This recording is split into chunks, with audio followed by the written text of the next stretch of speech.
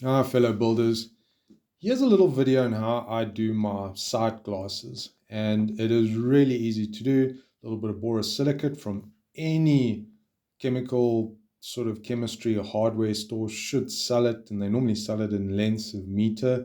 It costs $1 or $2, so it really does cost nothing. This is a step by step on how to do it, just with a little bit of narration so you guys don't get caught. First thing I do is I take a piece of the length and I just score it with a half moon file, and all that you're doing is you're just creating a scratch on the surface.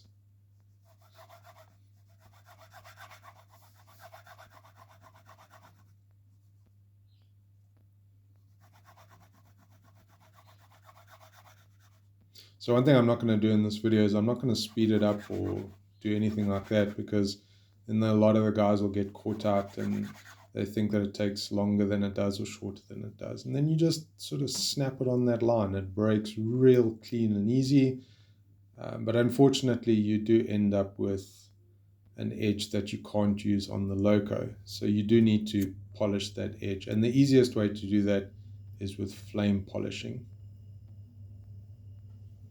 Now, the only trick to flame polishing is you do need to heat up the glass before you flame polish. So very, very carefully, just lick the glass side to side so that it doesn't crack when you heat it up.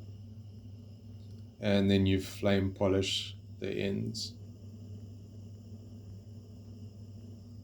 Take your time doing this. This doesn't need to be done quickly.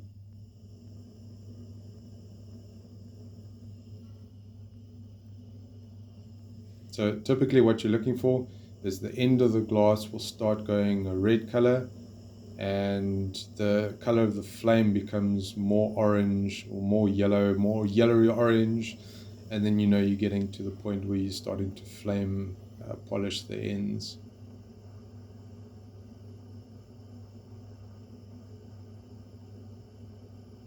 And just remember, you don't want to deform the ends, you just want to polish them. So yeah, don't overdo it.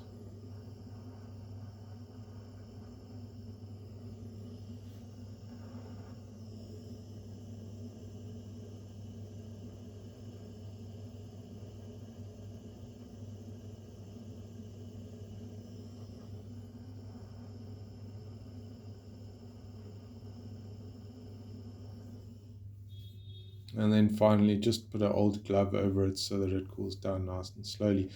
The next step is to make the little seals that you compress around the glass so that they don't crack and they seal nicely. Now, I make all of my own seals with either typically with a little bit of silicon medical tubing, and I do that on the lathe. I just got a little Menora blade, and I just touch the sort of the silicon. And what you need to do is you need to advance the tool so just before it touches your mandrel, so that you don't blunt your tool, and then you advance it to the thickness that you require, and you sort of cut the slits. And typically I make a whole wad of these seals for the loco, and then I keep them. So this is the operation I do when I build the loco, and then I don't worry about making more afterwards. This is really a quick sort of job, and you make like probably about 15-20 at a time, and then you just put them in a baggie somewhere when you need them.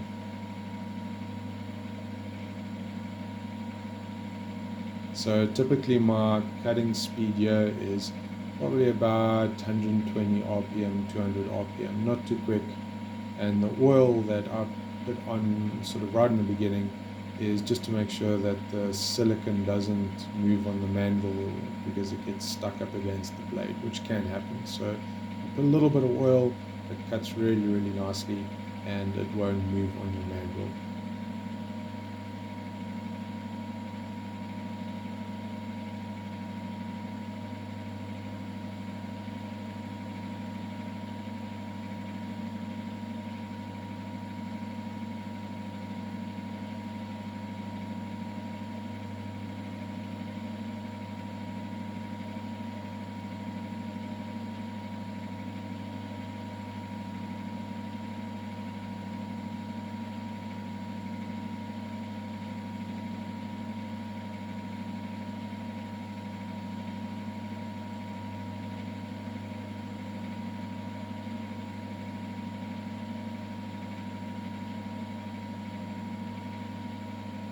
And then please, when you remove the actual seals off of the mandrel, please just take the Menora blade cutting tool off, because you just touch that, you're going to end up with a horrible slit. So I don't work on the lathe if that's still in the tool post.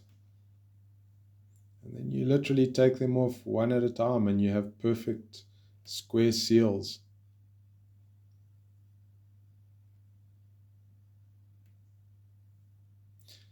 So I mentioned I make these from medical grade silicon, but fish tubing also works. It is a little bit harder, but it does work. And probably the most important thing when setting up your sight glasses, especially if it's an offset one like this, is you do need to tighten up everything with a piece of high-speed steel or ground steel bar, so that you don't crack the glass when you tighten everything up. And then that little seal that you made just goes between the crush washer or the crush nut and the body of the sight glass, and then that gets compressed when everything is assembled. And that's it. That's how I make my sight glasses. So one of the things that they do tell you when assembling these sight glasses is don't use a spanner. And that typically comes from the fact that if you crush the glass too much, you actually crack it. And typically you'll do that with a spanner. So the easiest way to do, or not to do that, is, well, not use a spanner. I actually do use a spanner, but I hold it right on the head of the spanner, so then you know you're not going to damage the glass because you're not applying that much torque. Like so.